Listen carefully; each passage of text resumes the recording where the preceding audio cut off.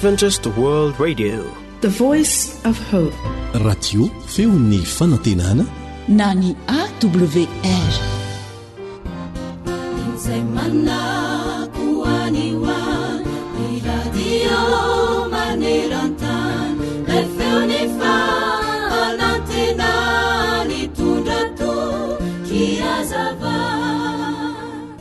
Ny oabolana toko 720 dia milaza amintsika fa izay maro sakaiza tsy maintsy trapahoriana, fa misy sakaiza ty mifikitra noho ny rahalahy aza. Dia izy ary ny tena sakaizako e. Mino aho fa matetika fandrenao izao teny izao hoe amin'ny fotoana isian'ny ady mafy sy sarotra ao amin'ny fiainanao ny tena hamantaranao izay tena namanao marina. Ekena tokoa izany ary marina. Ireny toe-javatra sarotra indrindra ireny mihitsy no hamantaranao izay tena namanao, afaka manampy sy manohana anao, na koa ireo olona izay mandao anao.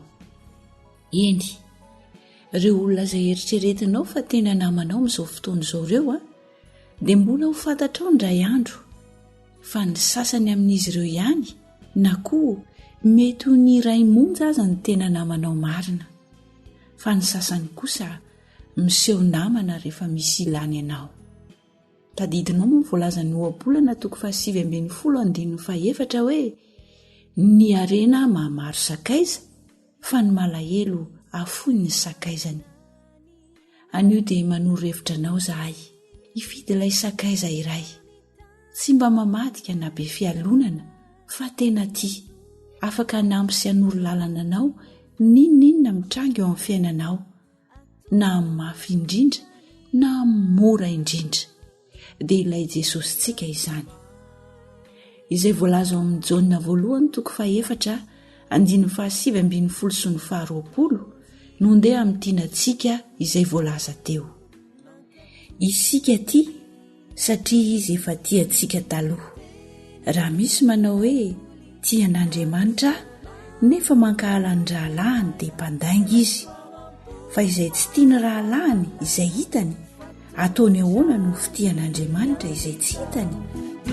Miteny ny Baiboly hanisan'andro no fonaina, raisoao am-pofazamalaina fartomotrany andro izao.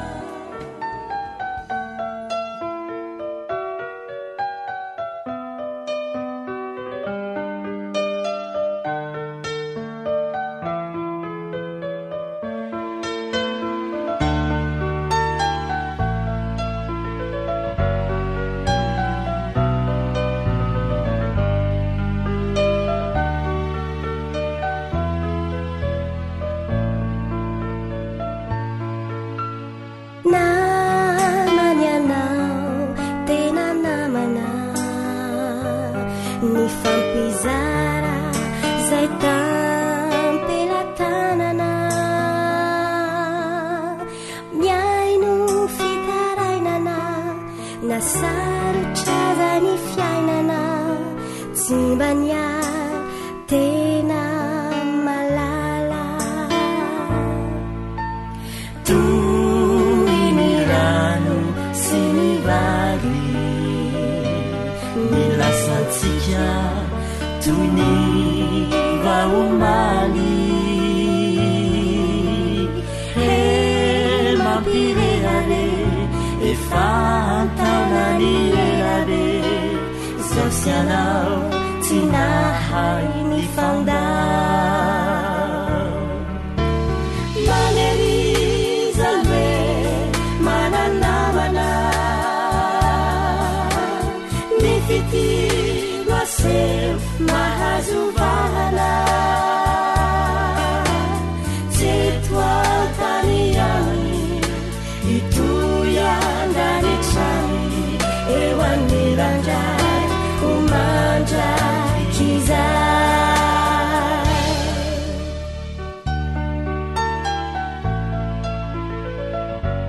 Tarika Jacqueline.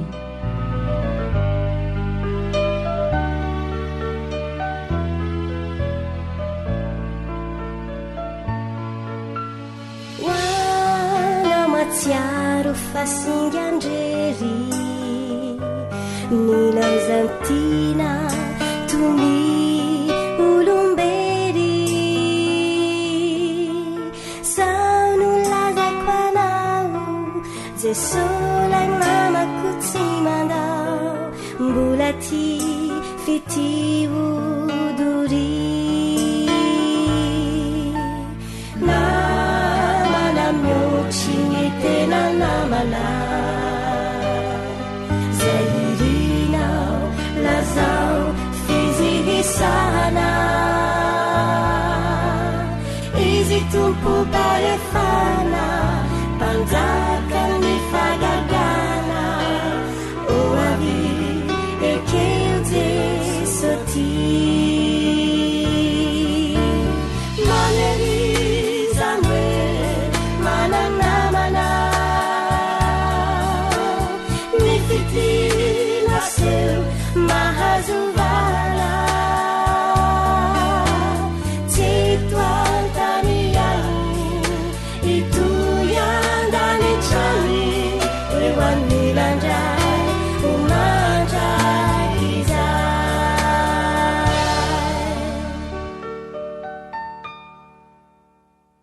ewannilandrai umanjakizai.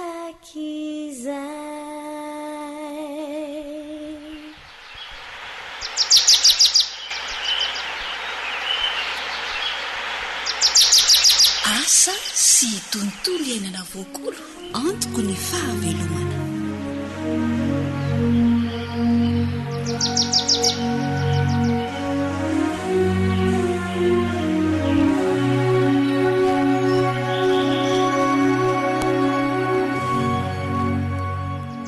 Dia manolotra ny arahaba finaritra ho am-piaino rehetra ho tokantranao ny ekipa ny feo fanantenana. Fandaharana asa sy tontolo iainana no rahanao izao koa dia ankafizo ary.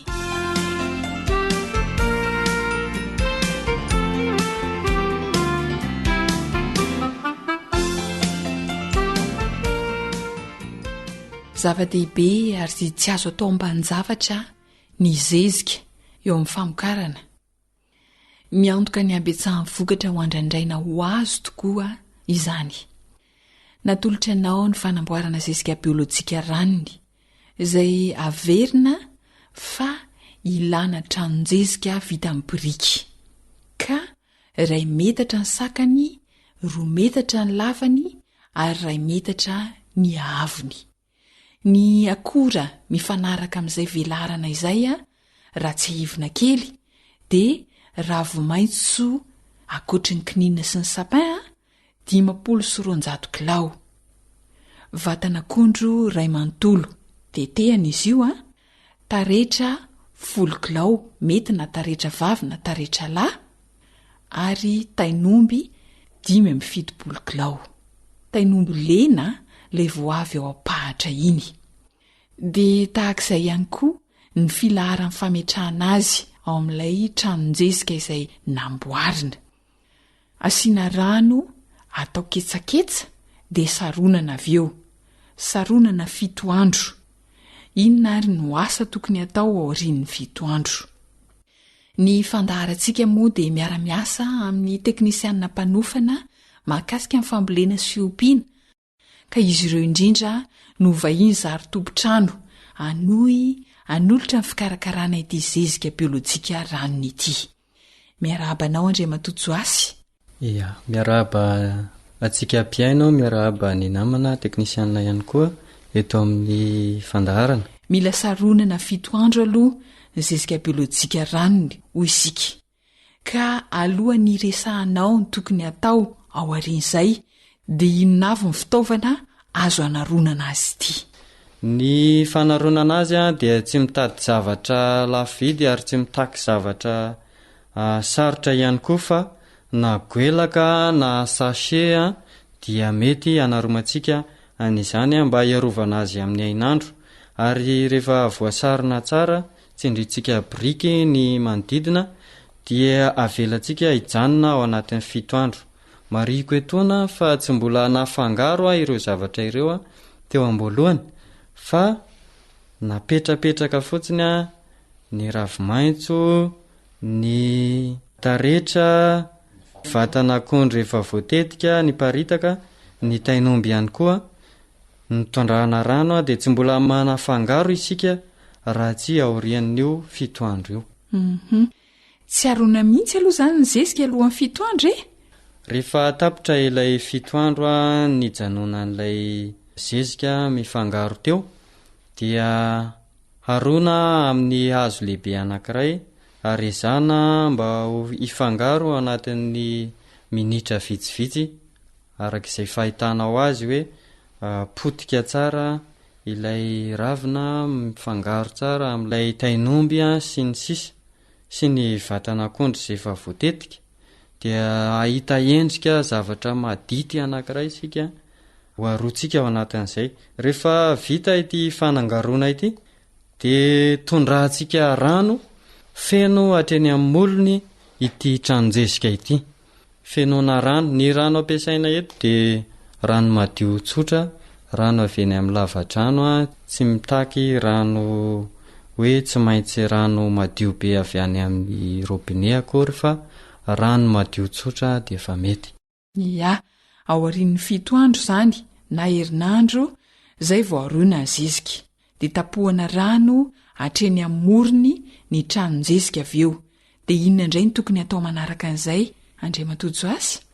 Rehefa avy nampifangarona dia tapohana rano araka ny teniko teo hatreny amin'ny molony. Rehefa feno rano ilay tranonjezika dia avelantsika indray saromana mba hijanona indray ao anatin'ny 20 andro. Ny sarony dia tsy miova fa toy n'ilay nanaromantsika azy tamin'ny voalohany ihany, na amin'ny goelaka izany na amin'ny sachet dia efa mety. Avela ilona indray izany. Mahatratra afriny io izany dia tokony ho masaka ny zezika biolojika ranony.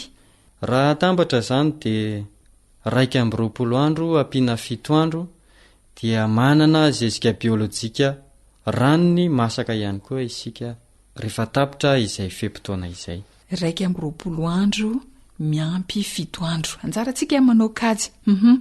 Ao anatin'ilay 20 andro filomana manaraka iny, mila aroina ve sa avela amin'izao ihany ilay ranonjezika? Ya, ao anatin'io 20 andro io dia tsara kokoa raha ampifangarona isaky ny 7 andro ilay zezika, izany hoe afaka 7 andro aorian'ilay nanaromana azy dia aroantsika ampifangarona ny ranonjezika.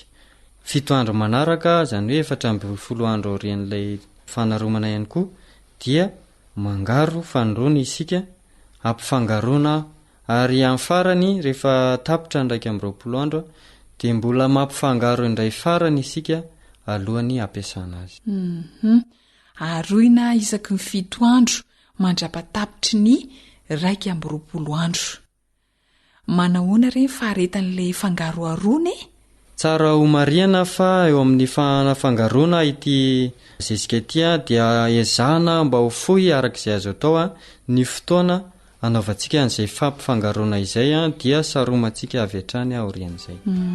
Atao vetivety ihany izany ny fangarona hatomombana tsara ny zezika biolojika ranony.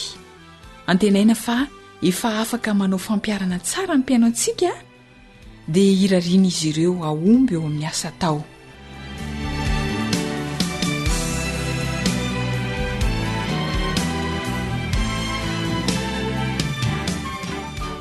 Isaorana indrindra ny teknisianina mpanofana Joasy be mananjara, nizara tamin'ny malagasy ireo mahasoa ny fambolena izay ataontsika. Isaorana torak'izany koa ianao mpiaino tsy mahafoy ny AWR. Andriamanitra ny hitahy antsika rehetra. Zohanitra sy rilano ny farimbona na totosa ny fandaharana, asa sy tontolo iainana, mandrapitafa ao amin'ny manaraka indray tompoko.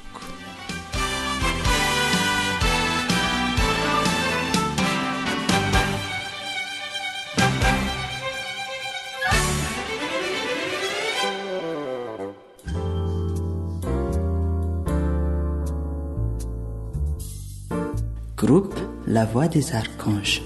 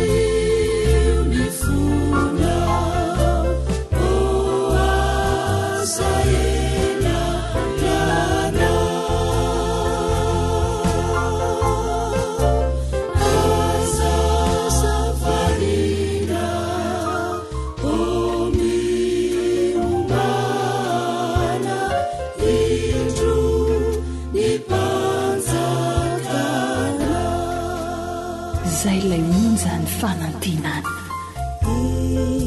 efa ela no nandona tao ampona Jesosy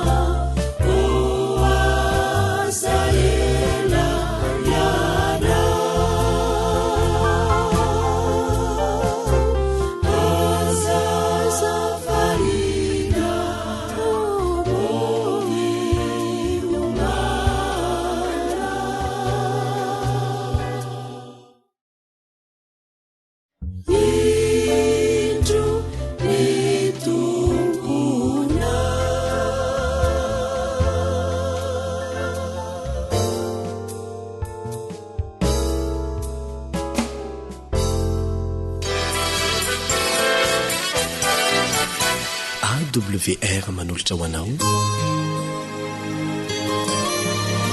feo ny fanantenana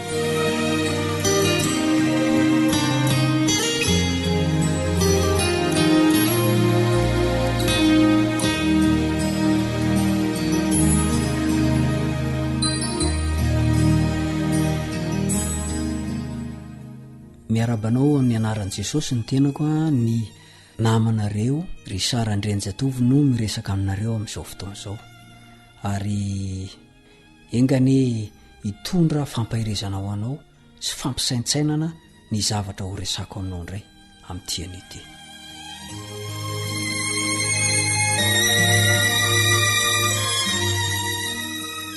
Ho tantaraiko aminao fa mbola hiariary ny ataontsika. Ny tenako moa dia olona tia misioka ka tsy misy fotoana tsy hanaovako sioka raha mbola mihiratra foana ny masoandro. Maro ny mahatsikaritra fa manana fahaizana manokana raha misioka. Ohatra hoe raha misy hira iray tiako na hira anankiray henoko matetika dia efa tsy miala misioka iny mandra-parivan'ny andro. Haiko ny misioka atokana. Tsy manahirana ny misioka feo voalohany sy feo faharoa ndray miaraka. Tsy olana amiko ny feo roa misy tierce ho an'ny mpahay zava-maneno ny mahay izany. Ny quarta na manao quinte ndray miaraka io toy ireny hoe feo ianao amin'ny hira reny mihitsy. Tiako ny sioka kanefa nahitako loza zany ray andro satria namadika ahy. Fa inona ny zavatra misy? Isan'ny mpiompy akoho mpiady ny tenako ary nankafy izany taloha. Na dia tsy mpampiady akoho ary aho dia tiako ny ompy akoho mpiady. Ary fanaon'ireo akoko ireo ny mitsena rehefa mirava avy miasa. Vao ery amin'ny 50 metatra na 70 metatra ery aho dia faranga ny lohany izy mianakafo. Mitsinjo ny fiaviko. Hitanao reny salan'ireny hoe mpianatra miandry filoham-pirenena reny mihitsy. Jaridiny izy mianakafy. todika maikavia ny lohany sasany ka sady mijery a todika maikavanana ka rehefa tonga eo akaikin'zareo aho a de tsy miala tsy mandositra reo a fa pepeko moramora ny lamosiny tsirairay avy rehefa tafahoana zay fotsiny ny andrasany e de samy miridana am'izay tiany any izy lasa izy menakavy tony tsy teo izy tam'izay fotoan'zay indrindra no nahitako fa tsy teo ny akovavy matavy anankiray efa manatody taitra napetrako aingana amin'ny fitaovana nentiko avy ny asa ary lasa ny karokasy manodidina eo moa de misy olona tsy atokisana loatra fa na gana io na koa miditra ao amin'ny fefany de tsy maintsy misy banga io ary ny loza indrindra moreny zanaka koso kely de vita ny manao cochon de lait an'ireny fa misy mpiaramonina mihitsy a mimpokoso izy ny tena moa tsy mimpokoso fa le mpiaramonina mimpokosoa de manatavy-koso sy mampiteraka koso de rehefa mivoaka le zanaka kosoa de tsy maintsy misy banga roa iny zay fa de menina tsy tratra mihitsy le olona manao an'io zany efa mafantatra fa tao amin'ny tokotan'ny olona io a no nidirako ikariko satria ao ny toerana fikarenjeniny akokoa kanefa noho nyle sikoa sady mamovavady a no misiko hira zany teo ampisakafoanana reo olona reo no niditra mivavady aho ary eniny tsara ao a no misiko miavaka le nitantaraiko anareo teo tsy misy panana fa mampiavaka io fantany tsara fa za zay miditra mivavady zay samy mikoropaka izy menakavy nampirina zay zakany ny tsirairay ka ilay mpanampy vavy no ny bata ny enana koray baolina hasitrika ny sasany kosa nandroka ny taolana voakarepoka teo vokatry ny atairana de tsy tadidy ny nanasiana n'le baolina misy enana koa feno ka zao ny izy velona ny ady rehefa lasa aho satria tsy hitany laoka makaiza ny enana koa voaroka razazavavy no ninona nefany no nysiko no tsy natratrarako am'mpangalatra ro volana tateoriana indro mifanena tamiko ilay mpanampy vavy de nyresaka razazavavy a ka nanontaniako izy fa manino ndry no tsy miaso antsony no tantarainy hatramin'ny atsipiriny ny zava-misy hatramin'ny famerenan'izy ireo azy asa fa tsy nekentsony ay ty sakafo be na fenina tia tany anaty bahu fitoerana akanjo ny tafiditra ary tena tsy tadidy tateraka na gaga tsy hita mihitsy raha tsy efa nanomboka namofona voalazany lioka toko favaliny andefo fitambefolo fa tsy misy takona zay tsy ho hita na miafina zay tsy ho fantatra sy tsy aseho eo amin'ny fiainana koa zany a de tsy maintsy hianjaanja eo anatrehan'Andriamanitra eo masin'Andriamanitra ny atao rehetra fa tsarovy ny anao ny tsara mandraka rehefa ary rehefa zany rehetra zany de zao ny farany teny Andriamanitra no atahory ary ny didiny no tandremo fa izany no tokony ataon'ny olona rehetra fa ny atao rehetra de ho entin'Andriamanitra ho amin'ny fitsarana ny zava-miafina rehetra na ny soa na ny ratsy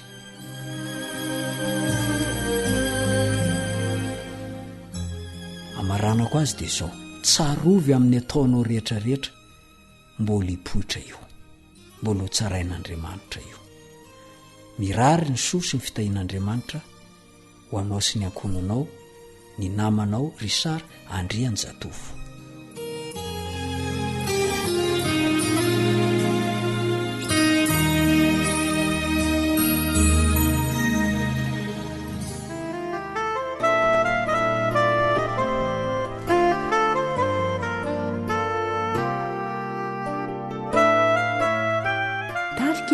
Golden Angels.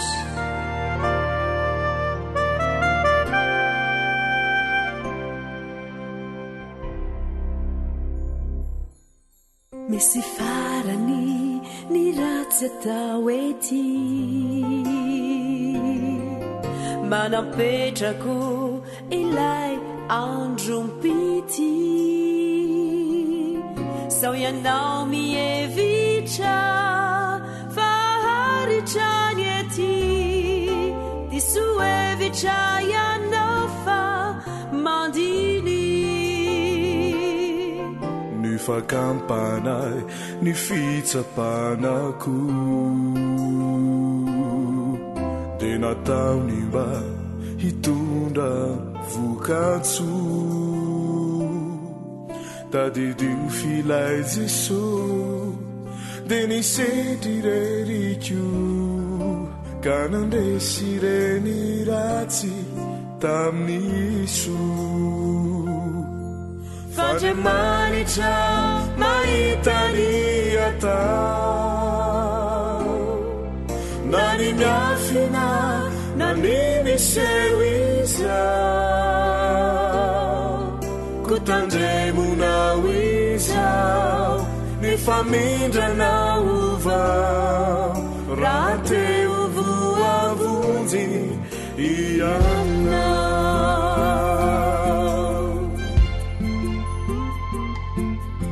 misy farany ny ratsy atao ety manapetrako ilay andrompity sao ianao mievitra fa haritrany ety disoevitra ianao fa mandiny fandriamanitra mahitany atao na ny miafina na ny miseho izao kutandremunao izao ny famindrana ova raha te ovoavonjy ianao. AWR téléphone 034 06 797 62 033 07 170 70 misy valiny mitsara tao ety de fanomezana avy aminy Kristy de lay fiainandanitra fiainana maharitra hararao ty famivony lanitra fandriamanitra mahitany atao na ny miafina na ny miseho izao kutandremunao izao ny famindrana ovao raha te ovoavonjy ianao de nitsarano aoka imasoanao.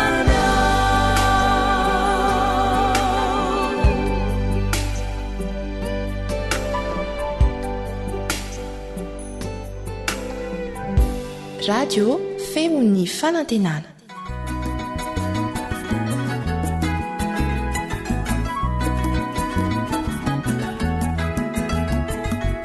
Fasalamana voalohankarena kolokolo isanandro favolamena harena ny fahasalamako harena ny fahasalamako alalana olo zava-kendrena fasalamana voalohankarena tandrovy ny fahasalamana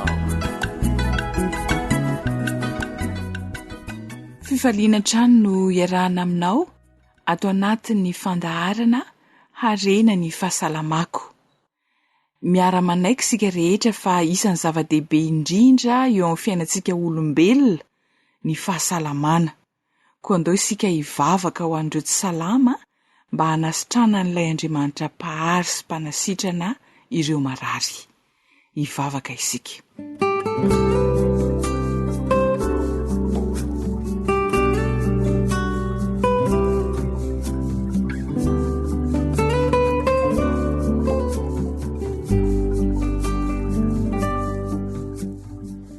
miantso anao indray izahay ankehitriny ilay mpitsabo ambony sy mahaindrindra ilay fanare sy ny fahafatesana ka ametrahanay fanantenana.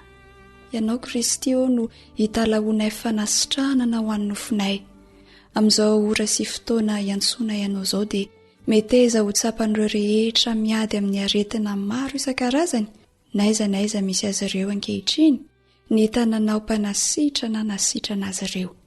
Mankasitraka fa miaino anay ianao, amin'ny anara mahirin'i Kristy no anaovana izany vavaka izany. Amen.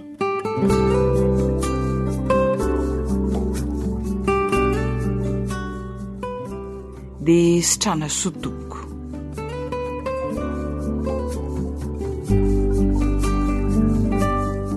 Hitadiavana fanafana ny fomba rehetra sy andaniana vola tsy toko tsy forohana tokoa ny mba hahazoana fahasalamana ho an'ny olona marary. Tsy hakanavaka izy ity fa ny olombelona rehetra dia manao izany avokoa naiza maneran-tany. Anisany antony iray manosika antsika anao izany dia ny hoe mba hitombon'ny andro iainana na dia indray andro monja aza. Zay no mahatonga antsika hiteny fa harena ny fahasalamana. Manambahiny ny fandaharana dia ny dokotera Iva Ravelson. Omena azy avy hatrany ary ny fitenenana miaraka amin'ny namana Elian.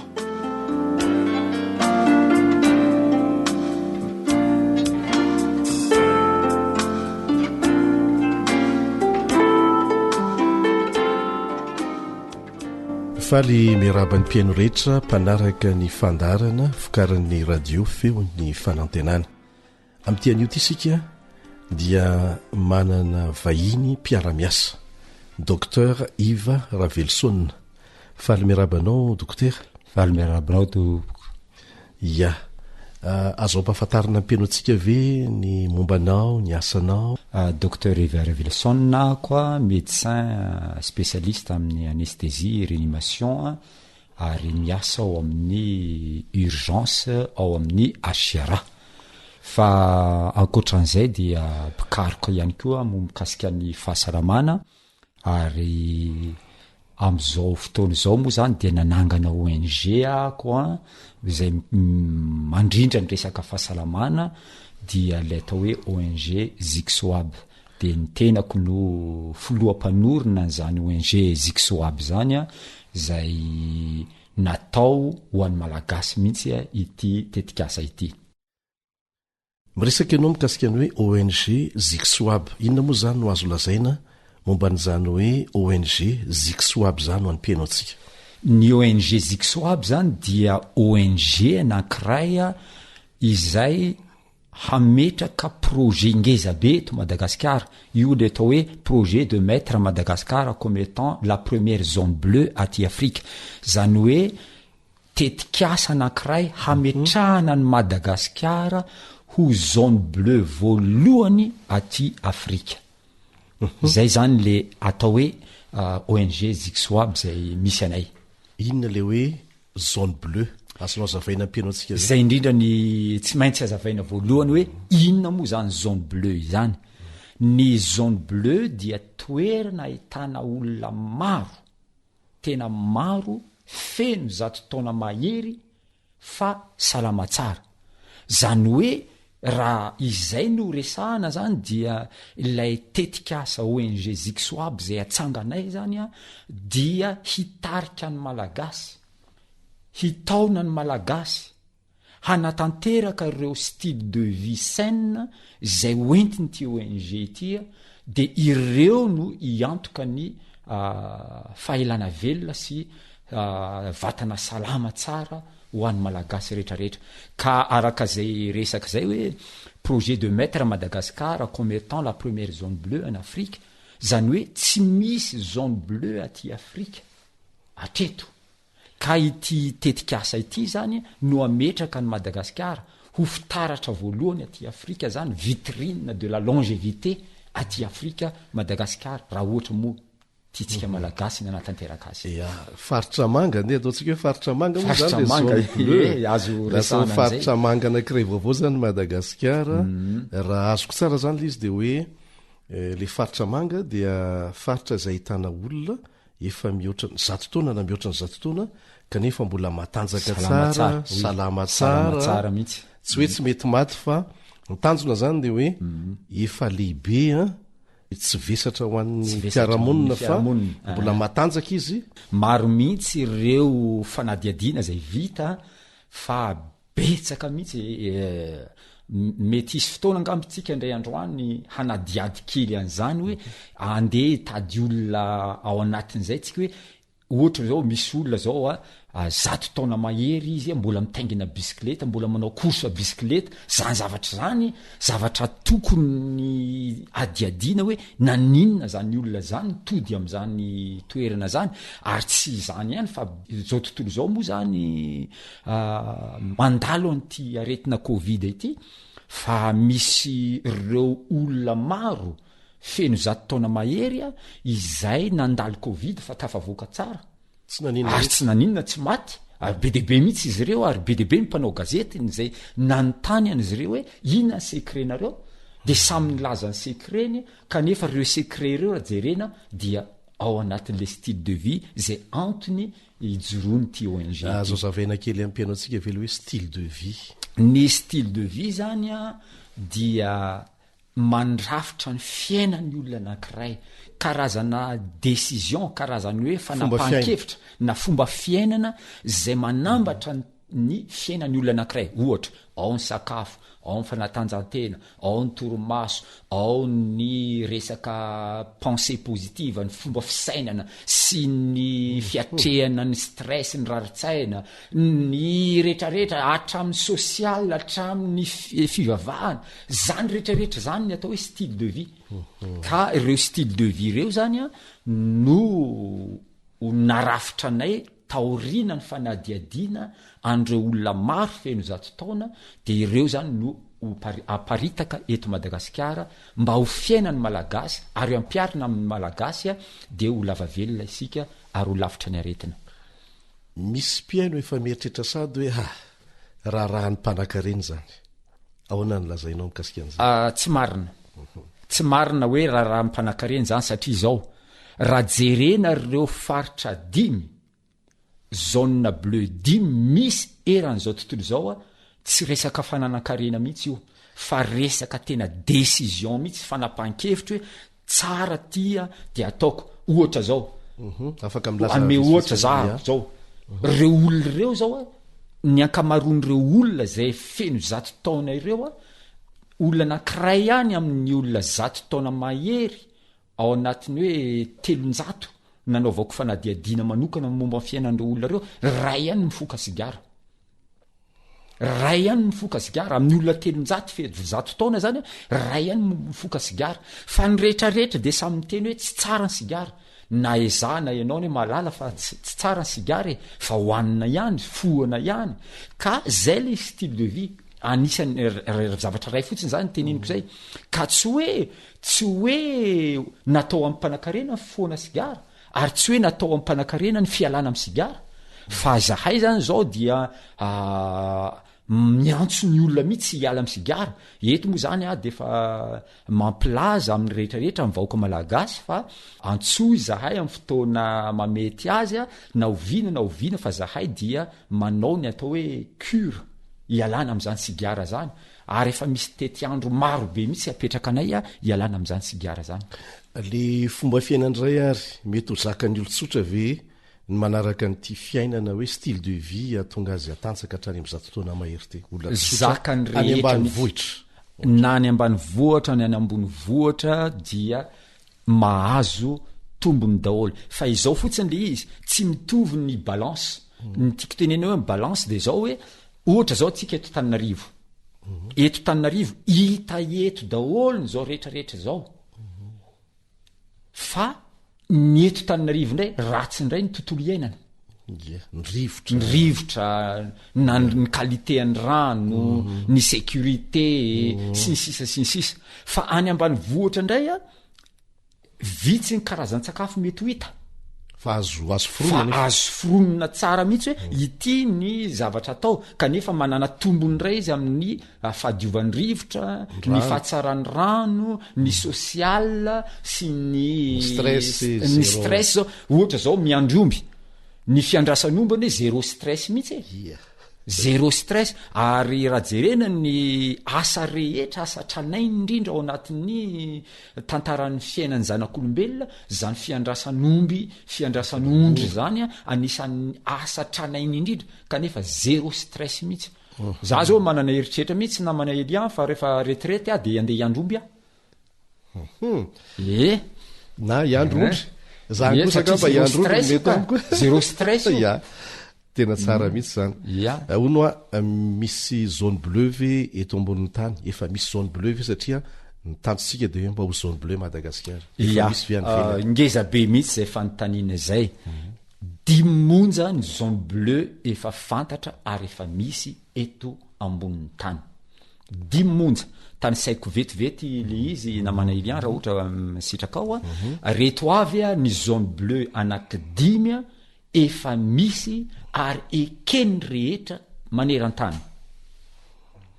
ny voalohany dia le atao hoe Sardaigne any Italie io zany hoe toerana misy tendrombohatra be deaibe de ny olona mipetraka amin'io zany miakatra sy midina amin'le tendrombohatra ary zay mampatonga azy matanjaka ary toerana io tsy misy tômôbila fa ditongotra ny tena atao ary ny rivotra madio tsy maloto ny rivotra tsisy setroka andeha andoto rivotra zay zany ny zone bleu anankiray voalohany ny zone bleu anankiray faharoa zay malaza indrindra satria io ny faritra betsaka olona feno 100 taona indrindra maneran-tany dia le atao hoe Okinawa en Japon ity Okinawa en Japon tia dia toerana anankiray faritra nosy kely izy io ao Japon ao de tena mahavariana amin'ity toerana ity dia voalaza manam-pahaizana fa ny faridranomasina ty Okinawa ty ny faridranomasina madio indrindra eran-tany ary izay no sy ny fomba fiainandry ao le fomba fisakafondry ao ny fomba ny fiarahamonina zareo ao any tsy mba misy polisy ary ny olona de miaraka miombona amin'ny zavatra atao ary mifanometanana amin'ny zavatra rehetra zany hoe le fomba fiainana mihitsy zany ho andry zareo any Okinawa no natonga zay fahasalamana tsara zay ary nampiditra anjareo ho lavavelona ny fahatelo dia Nicoya ny Costa Rica io Nicoya ny Costa Rica io ndray dia toerana anankiray zay manana ny maizy azy mihitsy amin'ny resaka élevage ary fiompina ary zareo dia zao ny fiompina sy fambolena moa zafady de nendry zareo de misy olona maro mihitsy tsy mihinana zavatra namboleny hafa misy ramatoa zay zao amin'ny toerana io eo amin'ny Nicoya Costa Rica io olona 700 taona fa ny rehefa nanontaniany mpanao gazety izy hoe inona ny antony inona ny secret anao inona ny tsy ambaratelonao na tonga anao lavavelona de ny azy mitsotra za tsy mihinana zavatra tsy namboliko satria inona moa ny antony satria betsaka ny mamboly zavatra mampiasa antony zezika chimika tony pesticide isan-karazany tony zay mamono atsika olombelona ka izay ny secret ny ramatoa ty 700 taona izy tsy mihinana zavatra tsy namboleny izy ary amin'izy zao antitra fahaterany fafito mbola velona zany olona resahako zany am'izao fafito amin'ny 100 taona n'izao mbola mandeha misy sary any amiko ny vidéo mikasika ny olona io de tena mbola mangady tany mihitsy izy miasa tany mihitsy izy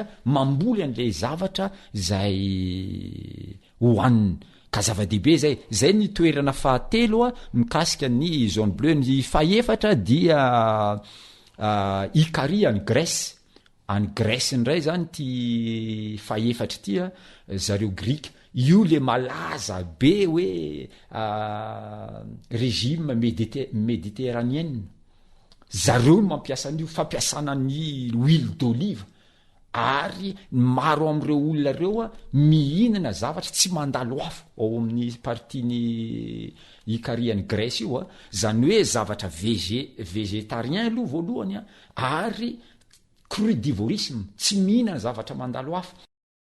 Misy olona anankiray tiako ihany ny resaka an'io satria alohan'ny resako ny farany zany a misy marary anankiray fantatro tsara eto Madagasikara io a nisy voan'ny cancer io olona io ary miriaria fantatry ny olona maro mihitsy voan'ny cancer io olona io fa nandritra ny fotoana lava izy a tsy mihinana zavatra nandalo afo mihitsy am'izao tsika miteny zao a tsy hita le cancer.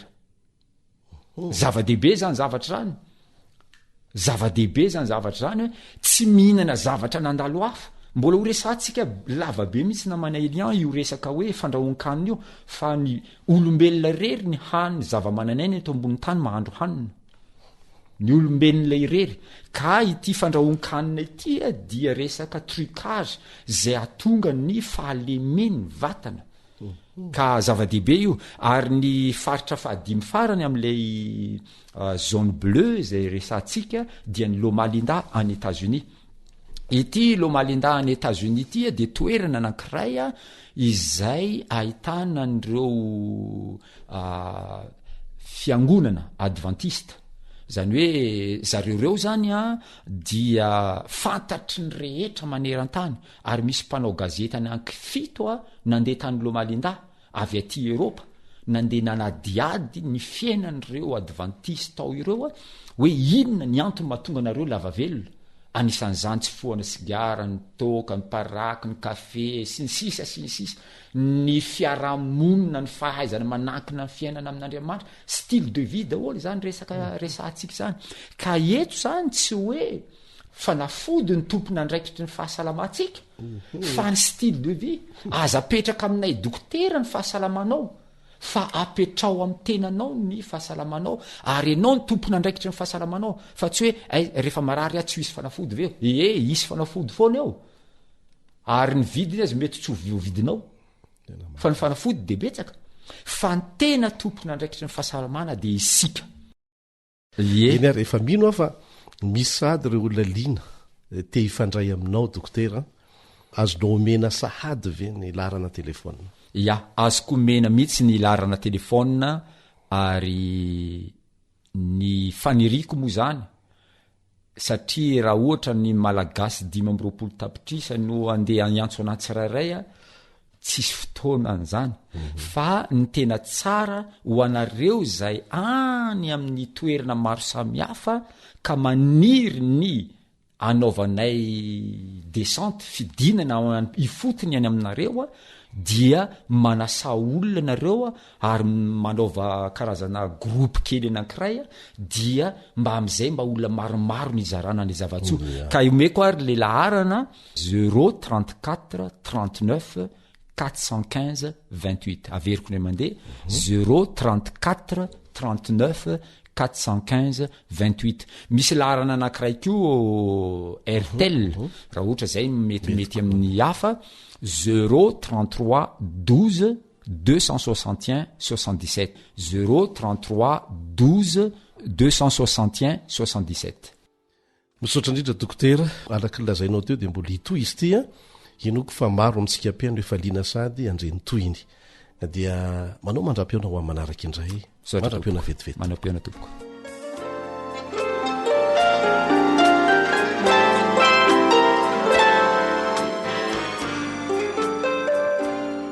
Azo atao tsara ny hoela velona ao anatin'ny fahasalamana tsy miankina amin'ny volananana akory zany fa miankina amin'ny fomba fiainany tsirairay ho dokotera teo. Ifanampy amintsika malagasy ahatanteraka izany ny tanjon'ny ONG Ziksoab izay ankasitrahana azy ireo indrindra. Tsy hivina isika fa mbola hitoy izao fandarana izao fa ny androany aloha no ifarana hatreo isaorana ny fanarahanao fandaharana ara-pahasalamana. Zoanitra sy rilano ny farimbona na totosan'ny fandaharana ifanaovana mandrapitafa dia ny tenin'Andriamanitra voasoratra ao amin'ny Salamo 2:20 andiny 7 natolotra anao manao hoe fiadanana ne ho ao anatin'ny mandanao fanambinana ny ho ao an-dapanao.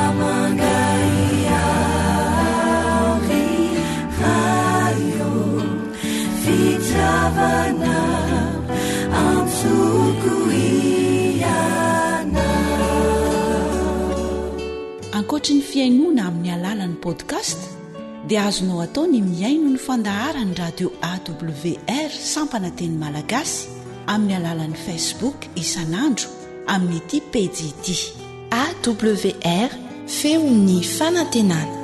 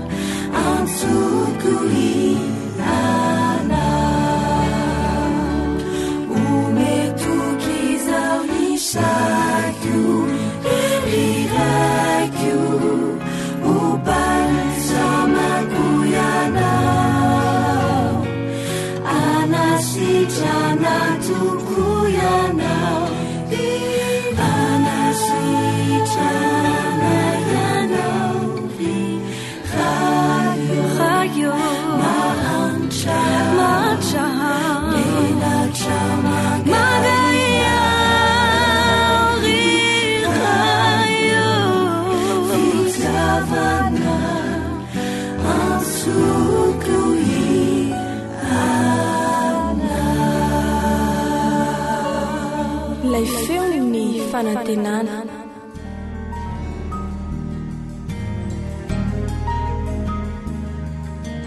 Faniteninao no fahamarinana. Taridalana manokana fianarana baiboly avoaka ny Fiangonana Adventista Maneran-tany. Iarahanao amin'ny radio feon'ny fanantenana.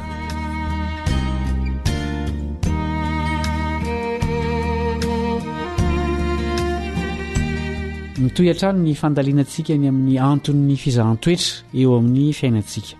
Manasanao naraka izany hatramin'ny farany ny mpiara-mianatra aminao Kaleba Andretsikivy. Izao ny fanambaran'ny Paoly ao amin'ny Korintianina faharoa toko faha 12 andininy fahafito. Korintianina faharoa toko faha 12 andininy fahafito. Ary fandrao irearea noho ny abetsaky ny fanambarana dia nasiana tsilo tamin'ny nofoko, iraky satana mely ahy, fandrao irearea ahy. Ho an'ny mpamboly dia tsy mitovy velively ny mikapa sy ny mandratsana. Ny zava-maniry tsy ilaina intsony ny kapaina, fa ratsanana kosa izay tiantsika mokatra bebe kokoa. Kanefa samy mitaky ny fampiasana antsy maranitra ireo asa roa ireo. Marina tokoa izany, ampahany maro amin'ny zava-maniry ny kapaina rehefa rantsanana izy. Ka ho an'ny mpanao zaridaina mpiana-drara sy ny tsy mahalala an'izany dia toa famonoana ilay zava-maniry izany. Izao no soratan'ny mpanoratra kristianina antsoina hoe Bruce Wilkinson raha nanoratra momba ny fiainana ara-panahy izy. Hoy izy ao amin'ilay boky ny soratany manao hoe Secret of the Vine, takila faha 80. Hoy izy: fitahina miavosa be ve no angatahanao amin'Andriamanitra? Maniry fatratra ny hitovy bebe kokoa amin'izany ve ianao? Raha eny ny valiteninao dia antsy izany no tadiavinao. Iverina amin'ny tenin'ny Paoly sika. Maro no mametra-panontaniana ny amin'izay tena tiany ambara aminy hoe nasiana tsilo tamin'ny nofo izy. Misy ireo milaza fa ny famelezana tsy tapaka ataon'ireo fahavalony amin'ny Paoly izany. Ny sasany iray mihevitra fa nanana fahasarotana teo amin'ny fitenenany Paoly. Raha ny marina dia olana teo mason'ny Paoly ilay izy. Araka ny soratan'ny Ellen White ilay mpanoratra kristianina ao amin'ny boky SDA Bible Commentary, boky faha 9, takila fa 790. Mahagaga fa niny Paoly fa nasiana tsilo izy. Iza no nanao an'izany taminy? Ahoana no nampiasan'Andriamanitra izany ho tombontsoa amin'ny Paoly? Mario fa voafaritra tsara ny zava-kendren'ilay tsilony Paoly. Fandrao irearea aho izy. Tsy hoe nisy fahotana manokana vitany tsy akory, fa ny mba iarovana azy tsy hanota any aoriana no anton'izany. Ny aiky Paoly fa nanana foronana sy fahalemena nota izy, ka ho fierovana azy amin'izany io tsilo. Ahoana no namahan'ny Paoly ny olana tamin'ilay tsilony? Andeovaka itsika ny Korintianina faharoa toko faha 12 andininy fahafito ka hatramin'ny fahafolo. Korintianina faharoa toko faha 12 andininy fahafito ka hatramin'ny fahafolo. Ary fandrao irearea noho ny abetsaky ny fanambarana dia nasiana tsilo tamin'ny nofo, dia iraky satana mely ahy, fandrao irearea. Izany no nangatahako ny telo tamin'ny tompo mba hialan'izany amiko. Nefa hoy izy tamiko: ampy ho anao ny fahasoavako, fa ny heriko dia tanterahana amin'ny fahalemena. Koa mankasitrako ny irearea amin'ny fahalemeko mba hitoeran'ny herin'i Kristy amiko. Koa dia finaritra aho amin'ny fahalemena, amin'ny fampahoriana, amin'ny fahaterena, amin'ny fanenjehana, amin'ny fahantrana noho ny amin'ny Kristy, fa ny fahalemeko no fahatanjahako. Mahafinaritra izany hoe mampatanjaka ny ara-panahin'ny Paoly ny fahalemena ara-batana. Ahoana ny amiko sy aminao? Mety hisy tsilo koa ve eo amintsika? Na misy tsilo na tsy misy, ny tanjon'Andriamanitra amintsika dia ny amokarantsika toe-panahy tsara sy nitondrantsika ny voan'ny fibebahana amin'izao andro mahatongotra ny faran'izao. Efa ireo voreo ve no hiteny amiko eo aminao? Izany ny fanontaniana tokony ho alalian'ny mpanaradian'i Jesosy. Tapitra ny fianarantsika androany, mananteny mbolo tafahoana aminao ao amin'ny fizarana manaraka ny mpiara-mianatra aminao Kaleba Andretsikivy.